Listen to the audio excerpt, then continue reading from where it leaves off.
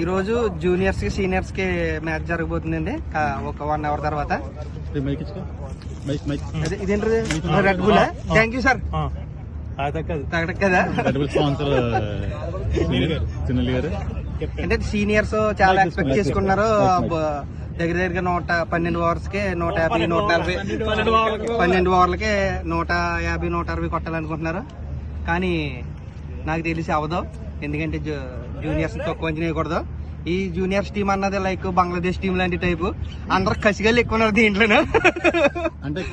కసి అంటే ఎలాగంటే మెయిన్ పెద్ద లైక్ సీనియర్స్ ప్లేయర్స్ దించేయాలి, వాళ్ళని గట్టి కొట్టాలి, వాళ్ళతోటి మ్యాచ్ నెగ్గాలి అని గట్టిగా కసి గట్టిగా ఉండాలి.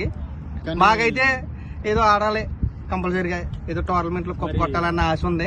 కానీ వీళ్ళు మాకు ఆ ఛాన్స్ ఇస్తారో లేదో తెలీదు. ఆడిన తర్వాత బౌండరీ అవతల ఫీల్డర్ పెట్టేసుకుంటామని అంటున్నారు.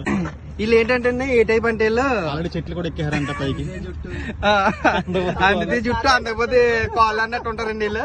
ఏదో మాకు వీళ్ళు ఎక్కించేస్తున్నారు మమ్మల్ని పైకి. ఎక్కించేసి లైన్ గా వికెట్లు తీసేద్దామన్న భ్రమలో ఉన్నారు వీళ్ళు.